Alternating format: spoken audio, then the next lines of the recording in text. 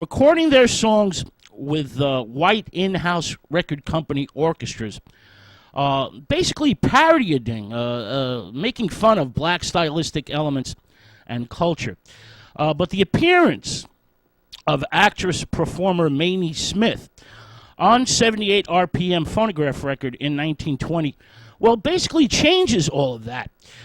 This is a historical moment in music history, and Smith's Crazy Blues is considered by most music scholars, blues historians, as the first genuine blues record.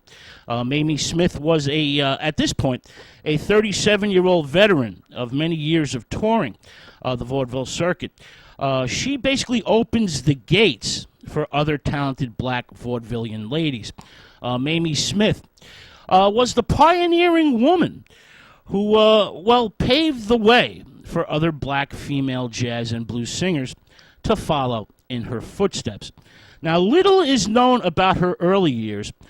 We know that she was born in Cincinnati, Ohio, circa 1883, and that by the age of 10, Smith was already touring in vaudeville with various acts, acts like the Four Dancing Mitchells, for example. By 1918, Smith is living and working in Harlem and appearing in such musical reviews as the Smart Set and Made in Harlem, at such prestigious after-hours joints like the Savoy Club. Now, OK Records notices Mamie Smith, and with her backup band, the Jazz Hounds, she quickly records Crazy Blues, which sells over 2 million copies, an astronomical number at this point in time. Smith's immediate popularity prompts other recording companies to sign up female black blues singers. Mamie enjoys, then unheard of crossover success, with both black and white purchasing her records. Mamie enjoys her, quick fame and riches, and spends her money on jewelry, clothes, real estate, and servants. She tours the country and often plays New York City theaters with the Jazz Hounds. But Mamie Smith was not really a blues woman. She's a vaudevillian,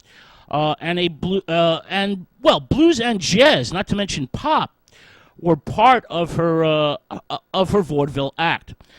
Now, as Mamie Smith Mania, remember she sells 2 million copies, hits the country, Mamie tours accompanied by trapeze acts, jugglers, dancers, and comedians, while always singing her songs bedecked in diamonds, plumes, and shimmering gowns, and always earns standing ovations. By 1923, Smith's record sales begin to decline, and she is eclipsed by other female black blues singers. Now, these singers are semi-blues hybrids that are turned out by Tin Pan Alley, Broadway writers, publishers, and producers. But Mamie still had drawing power on the stage, and she goes to the West Coast. She travels to the West Coast, cities like San Francisco. In 1929, she returns to the New York City OK recording studios in grand form, belting out pistol-hot risque blues, and even films a short subject for Columbia Pictures called Jailhouse Blues, a film in which she is, rather oddly dressed in a tight sweater, plaid skirt, and, of course, a feather boa.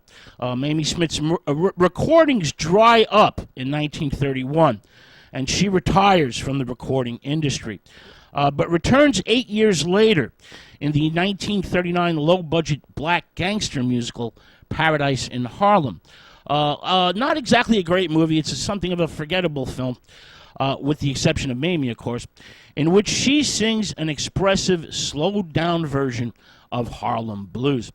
She makes 3 more quickie black movies in rapid succession. Mystery in Swing, 1940, Sunday Sinners, 1941, and Murder on Lenox Avenue, also 1941. Then she disappears. Mamie Smith disappears into obscurity and poverty.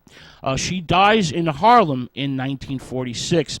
She is destitute, penniless when she dies, and she is forgotten by many and buried in an unmarked grave in Potter's Field. But Mamie Smith was not forgotten by all. And as the blues revival hits England and the rest of Europe in the post-World War II years, a revival that is sparked by old blues records brought over across the pond by American GIs, Mamie Smith would become a legend to a new generation of blues lovers. In 1963, a group of West German musicians hold a number of festivals in her honor in an attempt to raise funds to buy her a tombstone, a granite slab that reads, Mamie Smith, First Lady of the Blues. This is shipped to New York City, and Mamie was reinterred a year later in 1964 with the honors that she so richly deserved. And as the old saying goes, when you're dead, you're great. Now, believe it or not, New York City's black population, the Harlemites at the time, there was really only one black neighborhood at that time in the 1920s and teens, which was Harlem.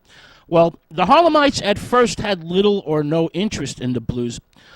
They considered the music archaic and unsophisticated. For example, when W.C. Handy